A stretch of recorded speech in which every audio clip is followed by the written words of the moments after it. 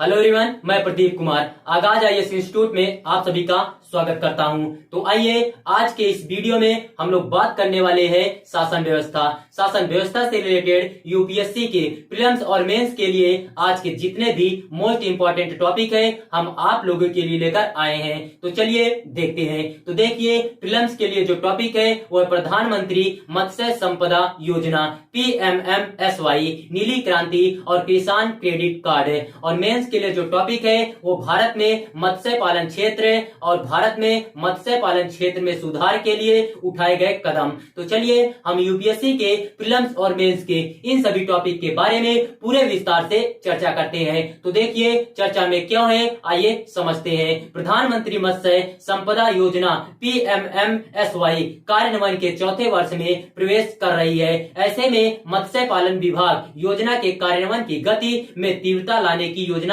बना रहा है। इस योजना के भाग के रूप में विभाग ने राज्यों और केंद्र शासित प्रदेशों यूटी के साथ समीक्षा बैठकों की एक श्रृंखला निर्धारित की है। इसकी प्रथम समीक्षा बैठक हाल ही में भारत के पूर्वोत्तर क्षेत्र NER में संपन्न हुई। प्रधानमंत्री मत्स्य संपदा योजना PMMSY क्या है, आइए हम लोग देखते हैं। तो देखिए सबसे पहले हम लोग इसका परिचय जानते हैं। तो देखिए इसका उद्देश्य भारत में मत्स्य पालन क्षेत्र के सतत और जिम्मेदार विकास के माध्यम से नीली क्रांति लाना है। PMMSY को 20,050 करोड़ रुपए के निवेश के साथ आत्मनिर्भर भारत के हिस्से के रूप में पेश किया गया था, जो इस क्षेत्र में अब तक का सबसे अधिक निवेश है। यह योजना वित्त वर्ष 2020-21 से वित्त वर्ष 2024-25 तक 5 वर्षों की अवधि के लिए सभी राज्यों और केंद्र शासित प्रदेशों में लागू की जा रही है। संस्थागत ऋण तक पहुंच को सुविधाजनक बनाने हेतु मछुआरों को बीमा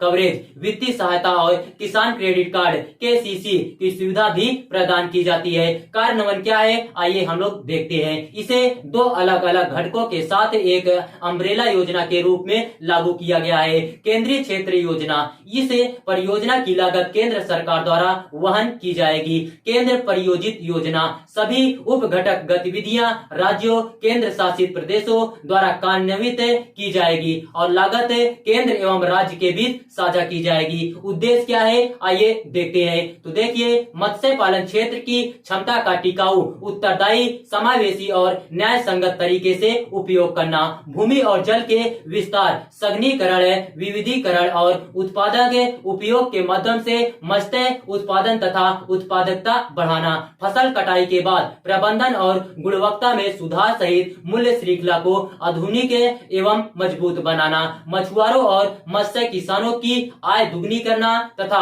सार्थक रोजगार के अवसर उत्पन्न करना, कृषि सकल मूल्य वर्धित और निर्यात में मत्स्य पालन क्षेत्र का योगदान बढ़ाना, मछुआरों और मत्स्य किसानों हेतु सामाजिक, भौतिक एवं आर्थिक सुरक्षा सुनिश्चित करना, मजबूत मत्स्य पालन प्रबंधन और नियामक ढांचा स्थापित करना। महत्व क्या है, आइए देखते हैं। तो देखिए भारतीय अर्थव्यवस्था में मत्स्य पालन क्षेत्र महत्वपूर्ण भूमिका निभाता है। यह राष्ट्रीय आय, निर्यात, खाद्य और पोषण सुरक्षा के साथ साथ रोजगार सृजन में योगदान देता है। यह क्षेत्र प्राथमिक स्तर पर 2.8 करोड़ से अधिक मछुआरों और इस क्षेत्र से जुड़े कई अन्य लोगों को आजीविका प्रदान करता है। यह क्षेत्र की आर्थिक रूप से वंचित आबादी के एक बड़े हिस्से के लिए आय का एक प्रमुख स्रोत है। मछली उत्पादन में सुधार के लिए एकीकृत मछली पालन और मछली उत्पादन में विविधता लाना आवश्यक है। इसके अतिरिक्त विदेशी मुद्रा आय में मत्स्य पालन क्षेत्र का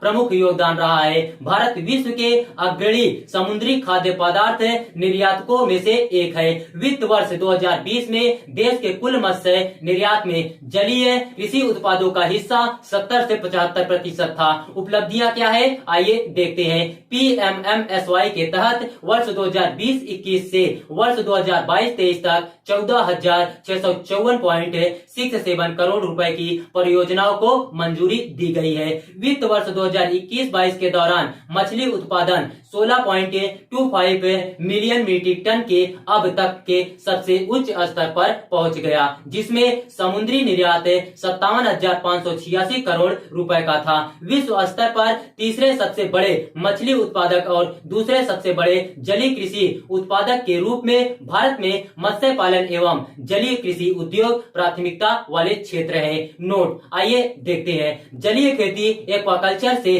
तात्पर्य सभी प्रकार के जलीय वातावरण में रहने वाली मछली, शंख, शैवाल और अन्य जीवों के प्रजनन, पालन तथा उत्पादन से है, जबकि कृत्रिम तरीकों से मछली के प्रजनन, पालन और प्रत्यारोपण मत्स्य पालन कहा जाता है।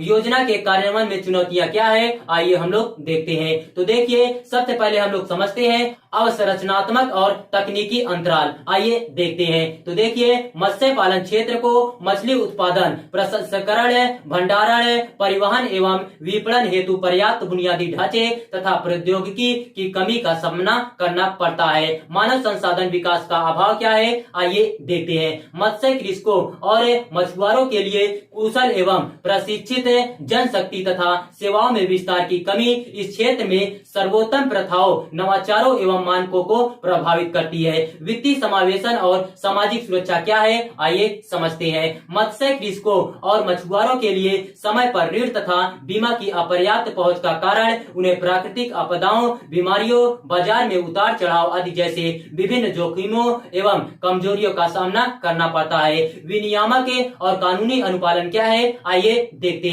तो देखिए, मत्स्य पालन क्षेत्र को मछली पकड़ने के अधिकार, लाइसेंस, कोटा संरक्षण, उपाय, गुणवत्ता नियंत्रण आदि जैसे मत्स्य प्रबंधन के लिए विनियामक और कानूनी ढांचे, जागरूकता एवं अनुपालन की कमी का सामना करना पड़ता है। यह क्षेत्र की स्थिरता और प्रतिस्पर्धात्मकता को प्रभावित करता है। मत्स्य पालन क्षेत्र से संबंधित अन्य पहल क्या है, आइए देखते हैं। सागर परिक्रमा, पाग वे योजना, मत्स्य पालन एवं जलीय कृषि और संरचना विकास कोष FIDF। नीली क्रांति क्या है, आइए हम लोग देखते हैं। सबसे पहले हम लोग नीली क्रांति का परिचय जानते हैं। तो देखिए, अपनी बहुआयामी गतिविधियों के साथ नीली क्रांति मुख्य रूप से अंतर्देशीय और समुद्री दोनों जलीय कृषि तथा मत्स्य संसाधनों में से मत्स्य उत्पादन एवं उत्पादकता बढ़ाने पर केंद्रित है। उद्देश्य क्या है, आइए देखते हैं। आर्थिक समृद्धि के लिए जिम्मेदार और टिकाऊ तरीके से समग्र मत्स्य उत्पादन में वृद्धि करना, नई प्रौद्योगिकियों पर विशेष ध्यान देकर मत्स्य पालन का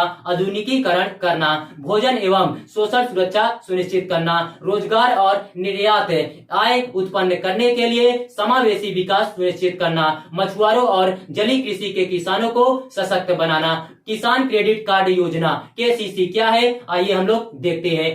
सबसे पहले हम लोग इसके विषय के बारे में जानते हैं। तो देखिए, यह योजना वर्ष 1998 में किसानों को उनकी खेती हेतु बीज, उर्वरक, कीटनाशकों आदि जैसे कृषि आदानों की खरीद जैसी अन्य जरूरतों के लिए लचीली और सरलीकृत प्रक्रियाओं के साथ एकल खिड़की के अंतर्गत बैंकिंग प्रणाली से पर्याप्त और समय पर ऋण सहायता प्रदान करने के लिए प्रारंभ की गई थी, ताकि किसान फसल उत्पादन हेतु आवश्यकताओं के अनुसार नकदी निकाल सके। इस योजना को वर्ष 2004 में कृषि संबंध और गैर कृषि गतिविधियों हेतु किसानों की निवेश ऋण आवश्यकता के लिए आगे बढ़ाया गया था। बजट वर्ष 2018-19 में सरकार ने मत्स्य पालन और पशुपालन करने वाले किसानों को उनकी कार्यशील पूंजी की जरूरतों को पूरा करने में सहायता प्रदान करने के लिए KCC की सुविधा के विस्तार की घोषणा की। कार्यान्वयन एजेंसियां क्या है, आइए हम लोग देखते हैं। तो देखिए, वाणिज्यिक बैंक है और क्षेत्रीय ग्रामीण बैंक है, RRB और लघु वित्तीय बैंक है और सरकारी समितियां। तो देखिए, अगर आप लोगों को इसका PDF चाहिए तो इसका PDF हम आप लोगों को टेलीग्राम चैनल पर अपलोड कर देंगे। टेलीग्राम चैनल का नाम है आगाज IAS इंस्टीट्यूट और टेलीग्राम चैनल का लिंक हम इस वीडियो के डिस्क्रिप्शन में भी दे देंगे। आप यहां से भी जाकर टेलीग्राम चैनल को ज्वाइन कर सकते हैं और PDF डाउनलोड कर सकते हैं।